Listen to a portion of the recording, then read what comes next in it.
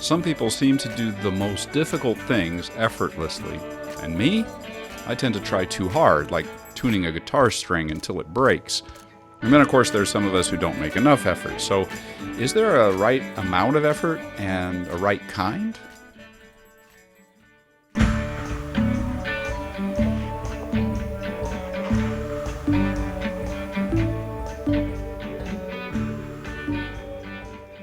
I'm Kevin Caldwell.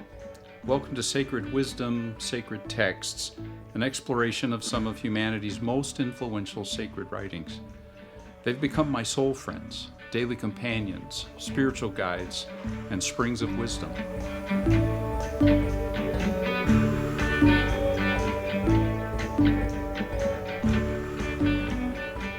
In the journey along the Eightfold Path introduced in the Buddha's earliest teaching, we've worked our way one by one through 5 of the elements, which we've grouped under what I've called baskets. Basket 1, wisdom. Right view and right resolve were the 2 elements. Basket 2, morality. Right speech, action, and livelihood. Those were the episodes just preceding this. We noted how each basket serves the other baskets throughout. Each element in basket 1 serves each element in basket 2. And also inside of those baskets, speech, action, livelihood, for example, aren't just factors that we can fully isolate. They serve each other. And the factors, in fact, to coin a term, the factors, in fact, of the Eightfold Path are all interconnected. All of them, interdependent, mutually sustain and serve is their role with each other. This is also true now as we turn to the 3rd basket. Basket 3 is meditation, and that includes the elements of right effort, right mindfulness, and right concentration. But first, I want to add a comment relative to the last basket that I looked at, the morality basket, and the place in the Buddha's teaching focused on how we speak with others and the things we do and how we go about earning a living. Because there's a sense in which the emphasis that the Buddha gives relative to the ethical dimension of the path in those 3 elements serves to correct some common misunderstandings about the Buddha's teachings concerning the nature of the self. As we've seen, the Buddha taught that one of our central illusions is the illusion of a permanent, unchanging, isolated, unique self. Instead, he spoke of the self as made of constantly changing combinations of experiences and stimuli and our responses to those. Buddhism refers to the spheres of such experiences, as we've seen, as aggregates, or what I termed bundles. Bodies and senses and feelings and perceptions and thoughts and choices are all wrapped up together with each other and with the bundles of prior experiences and thoughts and choices, and with the way our experiences affect and are affected by the bundles of others. Another word for the way that this interdependent flow works is to say it's full of karmic implications. This idea of the not-self leads some to ask, to put it crudely, whether there's no such thing then, say, as a Kevin at the end of the day. Does Kevin, as Kevin, even matter? And so does what Kevin says and does matter? The fact that 3 of the elements in the Buddha's Eightfold Path, so it's a large percentage, are devoted to our ethical and moral ways of being human, and that actions and thoughts and decisions have karmic implications, is an indicator that while the nature of the self in Buddhist thought may be very different than our respective conceptual frameworks may have taught us to assume, that is, it's very different than a distinct, independent, permanent thing, this bundle that is Kevin matters. The ethical and moral decisions and actions and statements, the way Kevin lives, matter. There's a real Kevin in that sense. It's just real in a very different way in the Buddha's way of looking at things. Now, in my probably simplistic way of putting it, the fact that I'm not a self in that traditional sense doesn't mean I don't exist. Of course, that statement already depends fully upon what one means by words like I and self and exist, but I think I've made the point clear enough. The space and attention given to speech and action and how we earn our livelihood in the Buddha's teaching is an indicator that just as our idea of the self may not be what we assume, so too his idea of the not-self may not be what we assume. All right, now to the final three elements of the path and the elements in the meditation basket. I'm going to give an overview of the whole basket and then go into more detail with right effort, which is element number 6 in the Eightfold Path. So first, let's look at the meditation basket as a whole.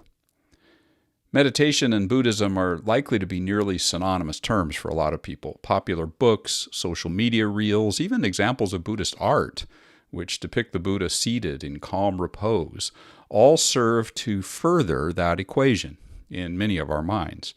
And as with many things that we discover concerning the Buddha, that picture is not so much wrong as it is just incomplete, simplistic. Buddhist meditation is extremely complex. Take just the fact that the meditation basket includes 3 distinct elements. This already tells us that meditation is not just one thing. And the 3 elements of the Eightfold Path in the meditation basket, each in their turn, open even more windows into the complexity of Buddhist meditation practices and their grounding in the underlying philosophical and psychological soil of the Buddha's ways of seeing reality. The meditation basket has 3 elements, and each of those elements is like a basket all of its own, with more baskets inside the baskets, like the Russian stacking dolls I've mentioned in prior episodes. A metaphor that's fitting, really, for all of the Buddha's teaching. It's sort of a fundamental aspect, this stacking things inside of things that are all related. It's kind of a fundamental aspect of his style and the way his mind worked, I would say. Even a window, we might say, into his personality, what it was like to be around him as he spoke. I'll begin with an overview of all 3 elements in the meditation basket in the Buddha's own words, taken from the Saccavibhanga Sutta, or the Discourse on the Analysis of the Truths. And I'm using a translation here by Piyadassi, Thera. And this is going to be a bit like trying to capture a landslide in a bucket, I'm afraid. I'll be going back to each portion, so for now, as you listen, just sort of let the whole thing sweep over you without worrying about what each phrase or concept means. It's all included in the notes in the episode description as well. Right, all right, take a deep breath, and here we go. And first is the section of that sutta in which he talks about right effort. What is right effort? Herein, a monk puts forth will, strives, stirs up energy, strengthens his mind, exerts himself to prevent the arising of evil, of unwholesome thoughts that have not yet arisen. Puts forth will, strives, stirs up energy, strengthens his mind, exerts himself to banish the evil, unwholesome thoughts that have already arisen. Puts forth will, strives, stirs up energy, strengthens his mind, exerts himself to develop wholesome thoughts that have not yet arisen. And puts forth will, strives, stirs up energy, strengthens his mind, exerts himself to maintain, preserve, increase, and bring them to maturity and development, and to complete the wholesome thoughts that have already arisen. All of this is called right effort. Now the section on right mindfulness, or meditation. What is right mindfulness? Herein, a monk lives practicing body contemplation on the body, ardent, clearly comprehending and mindful of it, having overcome covetousness and dejection concerning the world of the body. He lives practicing feeling contemplation on the feelings, ardent, clearly comprehending, mindful of it having overcome covetousness and dejection and concerning the world of feelings. He lives practicing mind contemplation on the mind, ardent, clearly comprehending and mindful of it, having overcome covetousness and dejection concerning the world of the mind. He lives practicing mind-object contemplation on the mind objects, the objects that the mind formulates, in other words.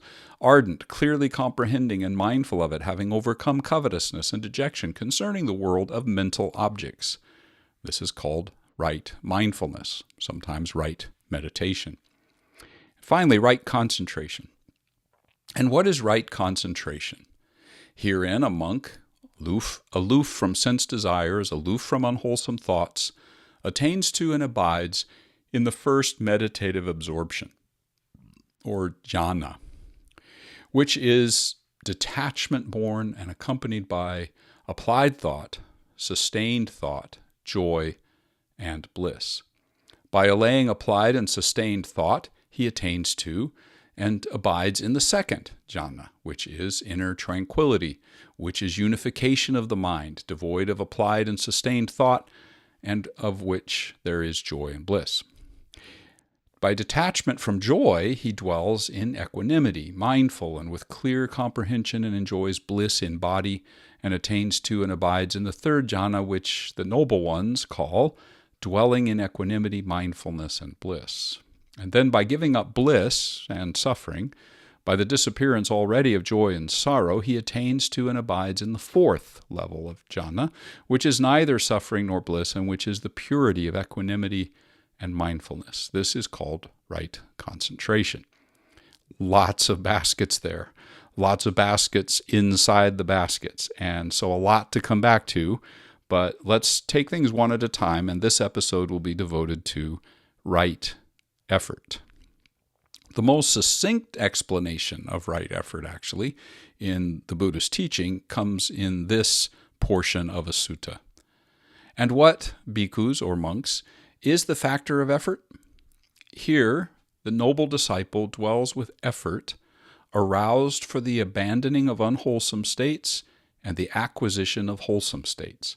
He's strong and firm in exertion, not shirking the responsibility of cultivating wholesome states. This is the factor of effort. So there's two dimensions, right? Two dimensions in which to aim our effort. There's things to abandon and things to acquire.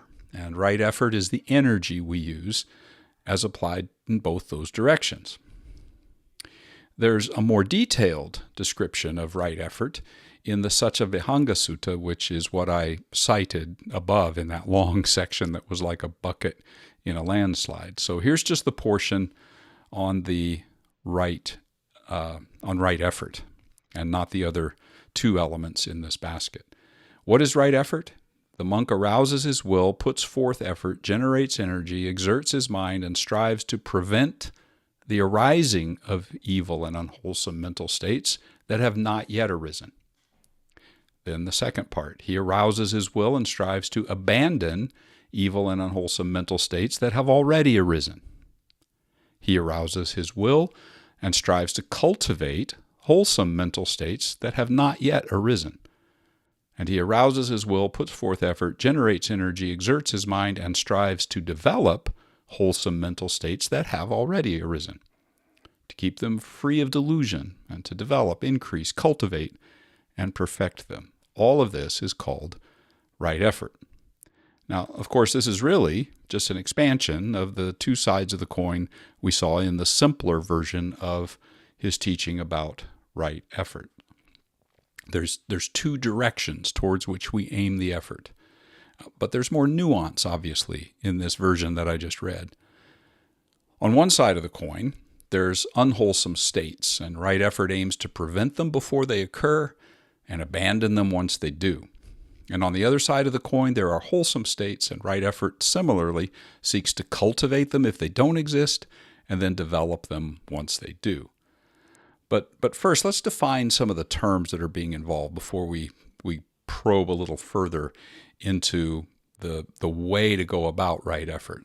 Let's look at some of the words that are being used. I want to talk about effort and unwholesome states and wholesome states. So let me start with the word effort.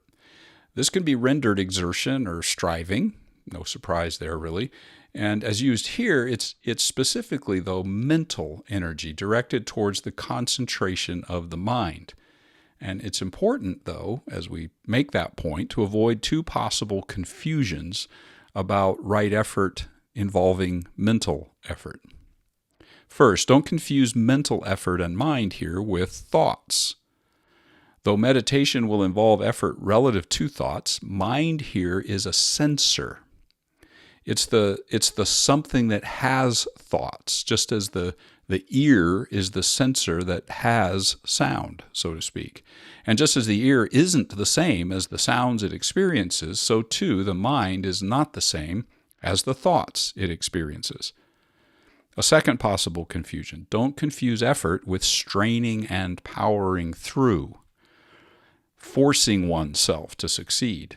The section of the sutta we read above does speak about, for example, arousing the will, and it goes on to talk about really engaging our energy around this. But I read somewhere as I was tasting how different Buddhists themselves speak of this right effort dimension of the Buddhist teaching, that right effort takes, quote, more willingness than will. I found that a really, really helpful quote. That means that while effort is certainly involved, so is, we might say, effortlessness. Right effort is a balance of exertion and non-exertion, of trying and not trying.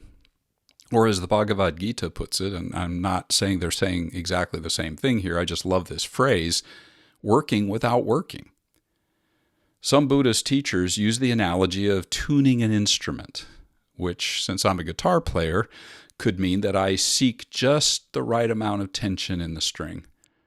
Too little, and the notes will be flat; too tight, and they will be sharp and even break.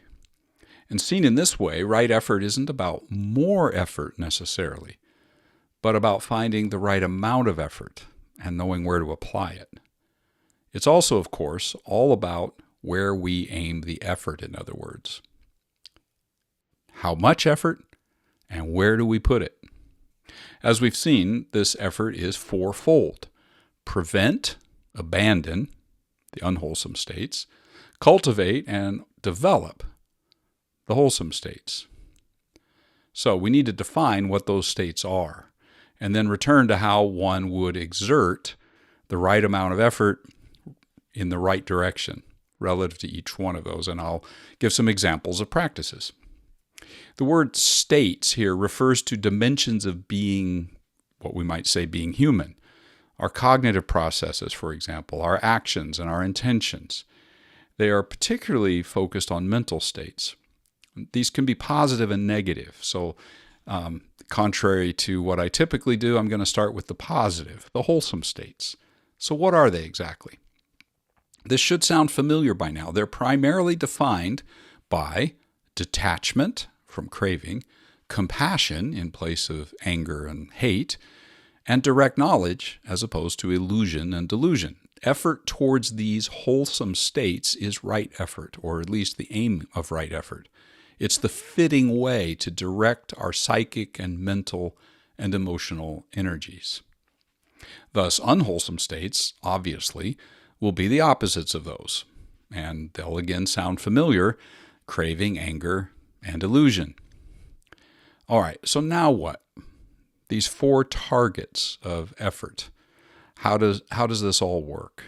To address the unwholesome and wholesome states, the Buddha spoke of these four directions, or four ways of engaging effort, towards four ways to aim the energies, which in combination make up right effort. So there's preventing craving, anger, and illusion before they arise, abandoning craving, anger, and illusion if we discover that they have arisen in any form, cultivating detachment, compassion, and direct knowing if these are not already present, and developing detachment, compassion, and direct knowing once they are present. Okay, but how? I mean, I could leave the episode here if my purpose was just to be descriptive, and I could say, go figure it out. However, I've made mention multiple times of the essentially practical focus of the Buddha. I'm struck by the fact that the word practical and practice are closely related. The Buddha did not just teach ideas, he taught practices. And Buddhist teachers have continued to do so as well. sometimes reiterating or restating practices nearly exactly as they're found in various discourses of the Buddha himself, but often also adapting and modifying these practices in creative ways for those they're teaching. What practices might serve us as we seek to prevent and abandon craving, anger, and illusion, and cultivate and develop detachment, compassion, and direct knowing? And first, just a quick reminder that this effort we're going to talk about does not equal strain. Effort can be effortless. We can work without working. It's all about tuning the instrument to the right amount of tension. All right, so how do we go about it? There are so many practices, a lot of practices we could bring into the conversation here. I'm just going to focus on two. Something related to guarding the sense doors and something related to cultivating compassion. Let's talk about guarding the sense doors, which I'm sure is an odd phrase for you, but let's look into this. There's actually a number of practices that can be explored here, and a lot of material in various suttas to draw from, which obviously I'm not going to have space to go into here. But let me give a bit of background about the sense doors and then an example of a practice. Sense doors. Remember, there are 6 senses in the way the Buddha sees things. There's the 5 physical senses, and then there's the 6th, which is the mind. And these are like doors through which we experience different stimuli. It's our way of being in the world and experiencing the world and responding to the world. So guarding the sense doors is referring to guarding those 6 senses. Guarding. And here I don't want us to think of this in the sense of locking the doors or placing armed guards, as it were, but more akin to guarding in the sense of watching, observing, paying attention. Okay, now, that's guarding the sense doors in terms of understanding what the words mean. How about an example of how to do it? And here is one way that I've been adapting as I apply different practices that I've come across and been introduced to. It's a description of how I did this even just a few hours before writing the notes that I'm now using in recording this episode. And I hope that doing this will give it a sense of concreteness for you. So here's what I did, and this is pretty typical of various versions of guarding the sense door practices that I've come across. I got seated and comfortable. It just so happened that I was seated outdoors. I began a body scan of all my senses, starting with the top of my head down to my feet. And this is what it was like. I noticed the skin and body and joints and stomach at each point along the way of my body scan. I felt where my skin felt itchy, where there was pain, whether the temperature was warm or cold. My dry skin, thinning hair I paid attention to. I couldn't see it, but I know it's there. My toes that are gnarled from years of running and backpacking, etc. Then as I was doing the body scan from top to bottom, I came to my ears. Sounds, birds, distant cars, the tinnitus in my ears, a creaking joint, the chair when I shift my body, the sound of my breathing as it passed through my nostrils or my mouth. I noticed my eyes or paid attention to the sense door of my eyes. The slow lightening of the pre-dawn sky, because my eyes were open in this case. Shades of color, silhouettes of trees, a bird here and there moving from one tree to another, the blinking lights of a passing airplane. I got to my nose. The faintest hint of a flower in the garden, occasionally the much less pleasant scent from a feedlot when the wind shifts, the aroma of my coffee on the table near me. My tongue. The lingering taste of my first sips of coffee. The aftertaste of flavors still left from last night's meal that weren't eclipsed when I brushed my teeth before bed. And then my mind. I noticed memories. Some as recent as conversations from the prior day, some much older, maybe a scene from childhood. There was a dream fragment that came to my memory, and random faces, for some reason, flitting across my mind. My mind also imagined future scenes, an idea for this podcast and for other projects I'm working on, ideas for how I'm going to handle certain songs I'm writing, a new task that came to me that I want to remember to do in the future. And with each of these senses, these 6 doors, by guarding them, by watching them, what I mean is that I simply notice. I'm watching the doors, not trying to open them or close them, and I notice reactions to them. What's pleasant and unpleasant?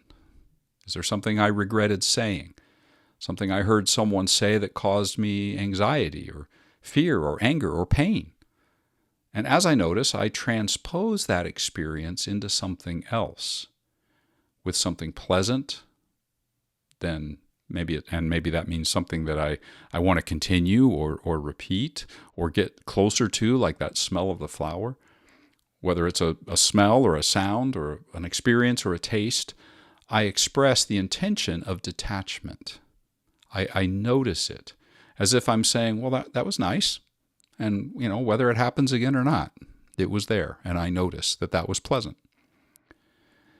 Was there something unpleasant? Something that I want to avoid, whether consciously or unconsciously? Something I wish wouldn't happen again? I express, in a sense, the opposite of what I just did with the pleasant things. I just notice, such things happen and will happen, and I let go of my preference. When I become aware, perhaps, of some of the things going on inside of me, anger or resentment or envy or hurt, I express an intention of compassion and goodwill towards that person or the people involved, towards myself. This sort of practice can become quite elaborate, I'm sure you can imagine. Each observation can open up into others, like paths that continue to split and take us to new areas in a forest. And sometimes it can take a lot of time. Today, for me, it was about 30 minutes. There's some days when it's shorter and some days much longer. You probably noticed, too, that the practice involved first noticing and being aware, and then there was a shift.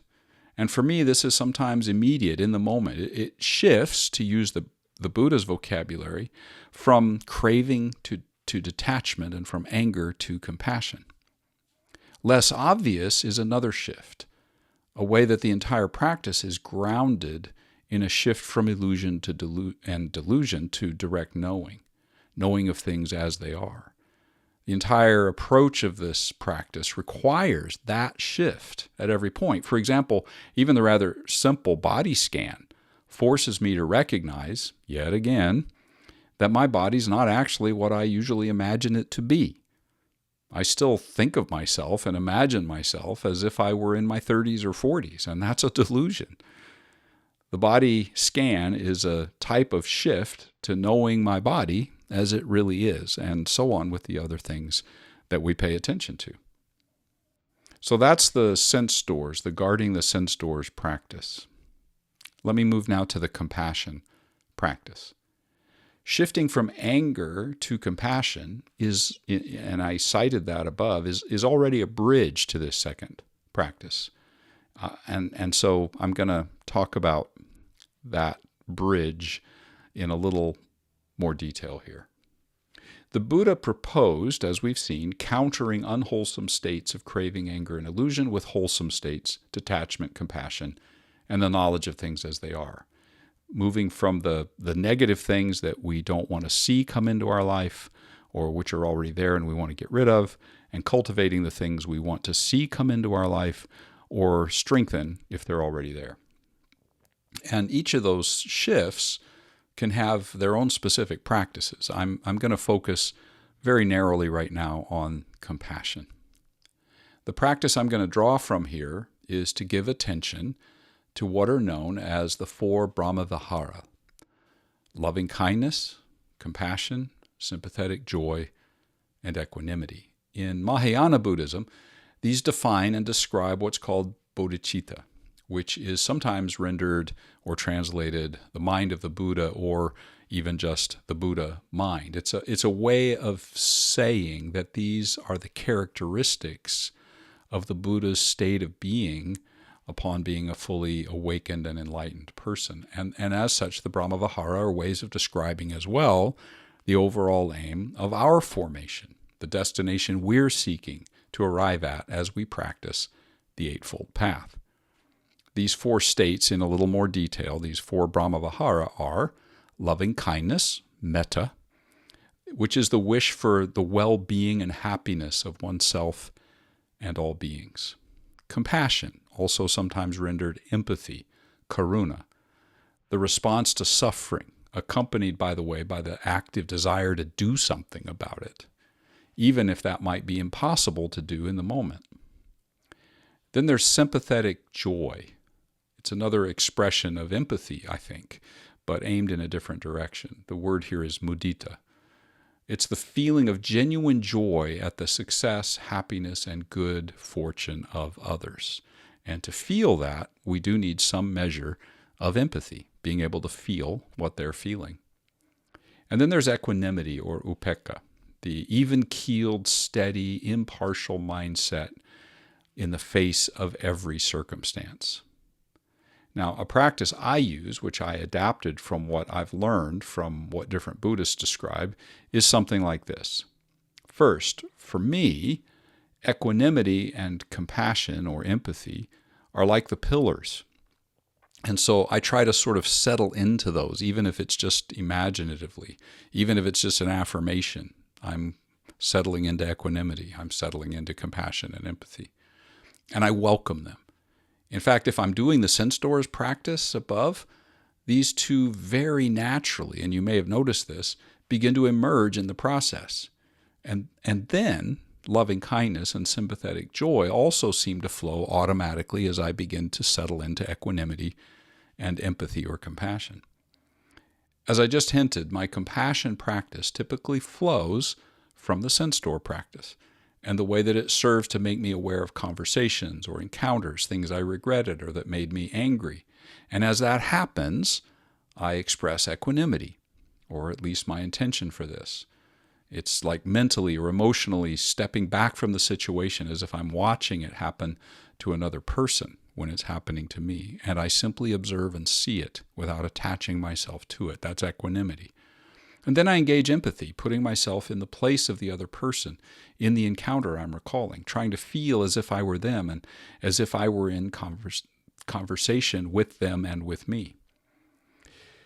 And then that almost always leads naturally, organically, to feeling loving kindness for the person in the shape of a desire for their well-being. If I put myself in their place, how can I not wish that for them? And if it was someone that I was feeling, say, envious of or angry with or something, it may result in joy for them, a joy flowing out of empathy, trying to feel the thing they're celebrating as if I were celebrating it. That's sympathetic joy. Now, there's another practice aimed at compassion as well, and it's a bit simpler, something we can do in the moment more easily than this. And so I think it's a good place to talk about it. It's also a good place to begin to wrap up this episode. This practice is what is sometimes referred to as the 4 metta statements, or 4 compassion affirmations, or 4 compassion intentions. And they run something like this, and it involves simply expressing in our own words a set of intentions with words like these. 1. May you, or they, or we, or I, be safe and protected inwardly and outwardly. May you, again, they, we, I, be healthy and well in body and mind. May you, they, we, I, be peaceful, calm, grounded. May you, they, we, I, be deeply joyful and truly free. May we be safe and protected inwardly and outwardly. May we be healthy and well in body and mind. May we be peaceful, calm, and grounded. May we be deeply joyful and truly free. As you may have already picked up, these can be aimed towards a specific person, whether someone I know personally or someone I learn about in the news, for example. It can be aimed towards a group of people. Again, whether known to me personally or not, it can be aimed towards a group of people in which I'm included, family perhaps, or coworkers, or wider, just my fellow citizens, my fellow members of the human race. It can be aimed at enemies, a random stranger. And I can aim these affirmations at myself as well. In order to be able to bring these into play in the random moments of the course of my day, I find that engaging in such practices as the sense doors and compassion and the 4 affirmations at specific set times each day helps me to slowly, day by day, grow in the ability to put them into play as needed at any time and at all times. It's like training our inner I, capital I, to be differently.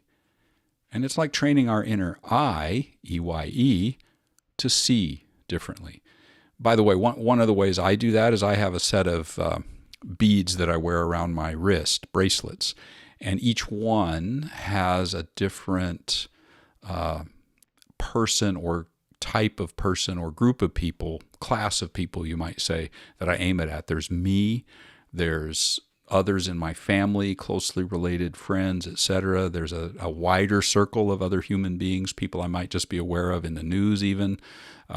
There's the created world.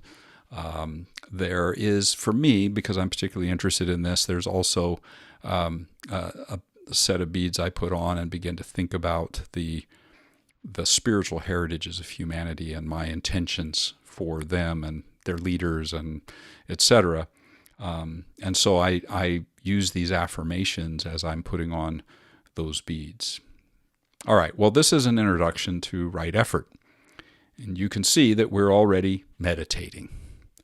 If we experiment with any of these practices, we're already engaged with mindfulness and meditation. We're already applying mental effort.